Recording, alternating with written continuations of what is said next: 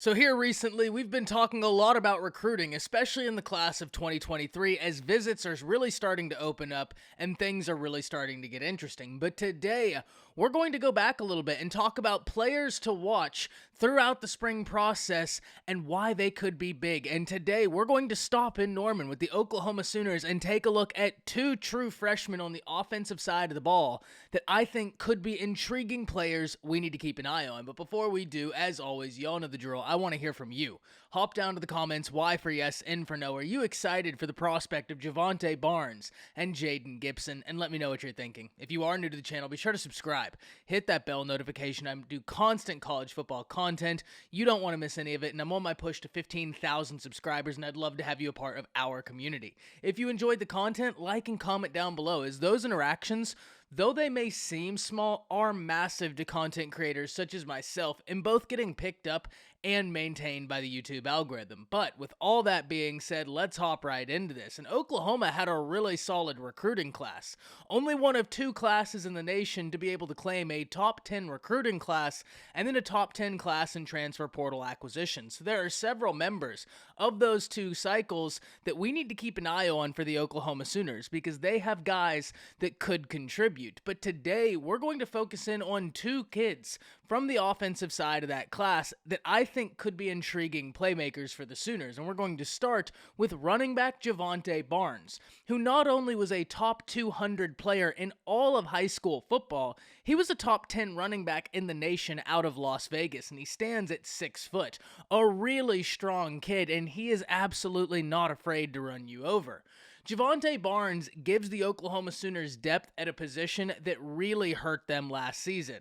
And last season, they had talent at the position, they just didn't have the bodies to be able to do what they needed to do. This season, they have some really talented playmakers we need to keep an eye on, whether we're talking Eric Gray, Tawee Walker, Marcus Major, but Javante Barnes gives them a lot to be excited about. As I already said, he's a really solid individual, and he is not afraid to run you over, but he does possess some one-cut ability. And one thing that did stand out to me is he's a bursty running back. He's going to be able to get up to top speed quickly, which allows him so much power when he's running the football, which, in fairness, is what allows him to have the physicality he runs with. But he's also proficient in the passing game, right? He's someone who, as a freshman, will obviously need to continue working in that aspect, but he has the ability to do so. And especially when you're talking about an offense run by Jeff Lebby, where he's going to be throwing so many different looks at you, to have a running back with that ability, especially in the modern era of college football, not even talking about Jeff Lebby's offense, but when you mix the modern era of college football with Lebby's offense and you have a running back that can satisfy a traditional running back means, when you can satisfy the ability to catch the ball out the backfield, you're just giving yourself more versatility, which at the end of the day is a great thing. And remember, a year ago, versatility was the name that DeMarco Murray was looking for. And so any running back that has that versatility, that's someone we need to watch. And he's in a position where he could contribute because of the amount of running backs that Jeff Lebby implements in his offensive systems. Remember, we talked about this not long ago, that at Ole Miss, Jeff Lebby maybe didn't give one running back the ball as many times as Lincoln did, but he spread the ball out much more effectively than did the Oklahoma Sooners last year, or the year before that for that matter. So that's something I'm really interested in seeing. Given that he's a freshman, I think that he actually could come in and contribute because of the versatility he brings to the table. A physical running back that's not afraid to run downhill, has some burst, and is able to generate that burst into power at a position group that Oklahoma was thin at and will be a major necessity this year, especially in this offense.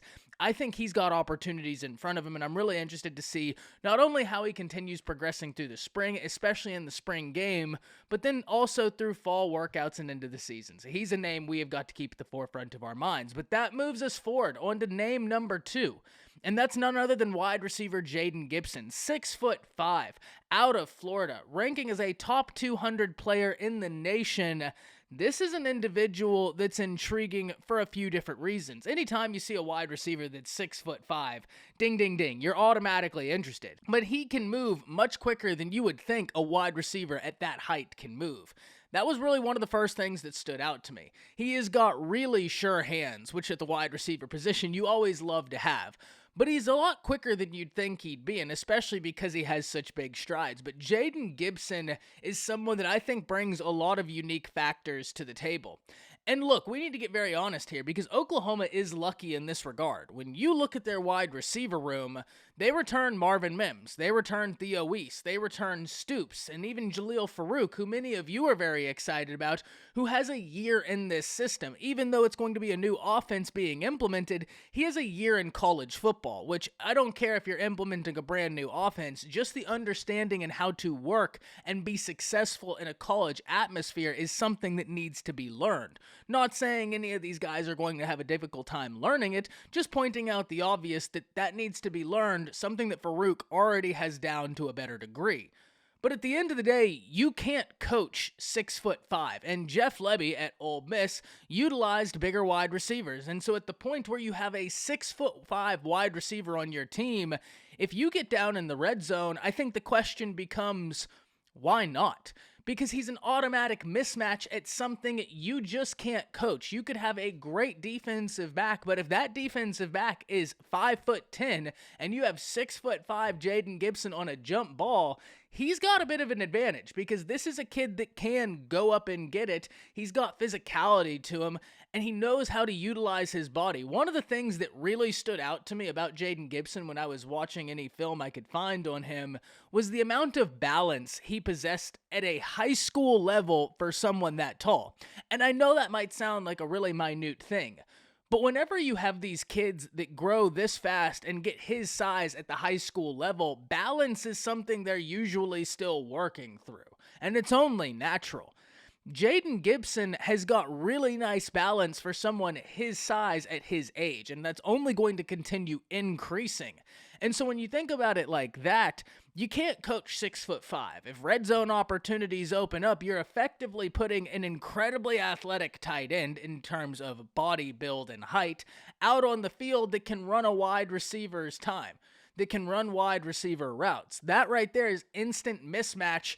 And that's an area I absolutely think we'll see him utilized in, especially if he continues to progress, continues to get things down, continues to work on his craft. He's going to be a name that is a really, really interesting one to watch. At the end of the day, Oklahoma brought in a lot of nice pieces, both in terms of recruiting class and transfer portal acquisitions.